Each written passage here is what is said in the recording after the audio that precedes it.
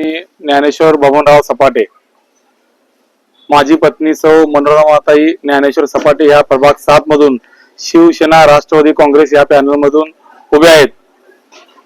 प्रभाग 7 मधील शिवसेना व राष्ट्रवादी काँग्रेस यांचे पॅनल जनतेच्या आशीर्वादाने निवडून येणार असा जनतेमध्ये आनंद आहे। तेव्हा विरोधकांच्या पायाखाली वाळू सध्या सरकली आहे। त्यामुळे विरोधक हे सोशल मीडियाद्वारे किंवा स्टेटस टाकून जनतेमध्ये मतदारामध्ये संभ्रम कसा निर्माण होईल या दृष्टीने प्रयत्न करत आहेत। तेव्हा जी घटना 6 ते 7 महिन्यापूर्वी घडली होती, अमोल बापू शिंदे यांनी काहीतरी वक्तव्य केले होते, त्याचा आधार घेऊन आज ते सोशल मीडियावर टाकून जनतेला कसं दिशाभूल करण्यात येईल असा प्रयत्न विरोधक करत आहेत। परंतु मी असो किंवा अमोल बापू असो, साधारण 3-4 महिन्यापूर्वी वेगळ्या पक्षात होतो, परंतु आता आम्ही दोघेही एका पक्षात आहोत। तेव्हा आमच्या दोघांची आता विचारधारा एकच आहे। परंतु ज्यांनी स्टेटस टाकले किंवा ज्यांनी या जनतेमध्ये संभ्रम निर्माण करण्याचा प्रयत्न केलेत किंवा त्यांनी ज्या उमेदवाराचा प्रचार करत आहेत त्याच उमेदवाराला गेल्या पंचवार्षिक निवडणुकीमध्ये 2017ला त्यांनी पाडण्याचा आटोकाट प्रयत्न केला होता। याचा अर्थ असाच आहे की राजकारणामध्ये कधीच कोण कोणाचा शत्रू असत नाही, कोण कोणाचा मित्र असत नाही। आणि माझा राहिला एक मत मागण्याचा स्वभाव, माझा स्वतःचा स्वभाव असा आहे की मी कधीच कोणाबद्दल गैरविश्वास दाखवत नाही, चुकीचं वागत नाही।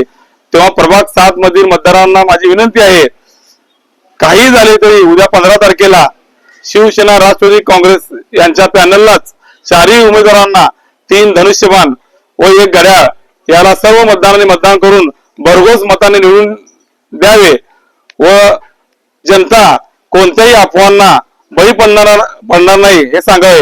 2012ला माझ्या बाबतीत रात्री 5 वाजता असंच मला अटक करून जनतेमध्ये सकाळी पत्रक वाटून असा संभ्रम निर्माण करण्याचा प्रयत्न केला। तेव्हा जनतेने त्यावेळी आठवण ठेवावी व स्वतः जागरूक राहावे व जनता सार्वभौम आहे, कोण दिशाभूल करू शकत नाही, कोण विकला जात नाही हे स्वतः मतपेटीद्वारे सिद्ध करून दाखवावे।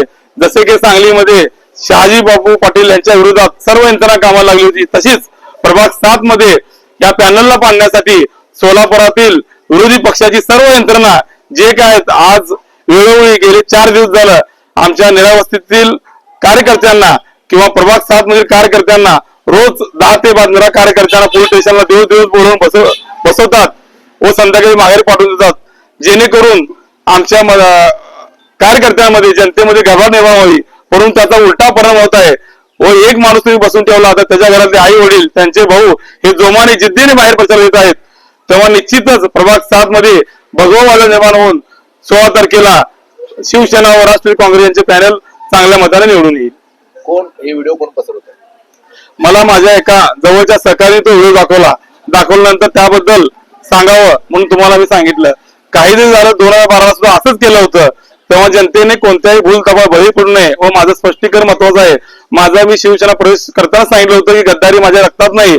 काही झालं तरी 3 धनुष्यबाण आणि 1 घड्याळ हे मी माझ्या कार्यकर्त्यांना त्या दिवशी सांगितलंय की ज्या दिवशी मी शिवसेना प्रवेश केला किंवा ज्या दिवशी आमचं पॅनल तयार झालं। सोशल मीडियावर जे अफवा पसरत आहेत त्यांच्या बाबतीत आपण पोलिसांकडे तक्रार करणार का किंवा गुन्हा दाखल करायचे? मी कोणताही गुन्हा दाखल करणार नाही, पोलिसांकडे तक्रार दाखल करणार नाही किंवा अशा कामासाठी माझ्याकडे वेळ पण शिल्लक नाही।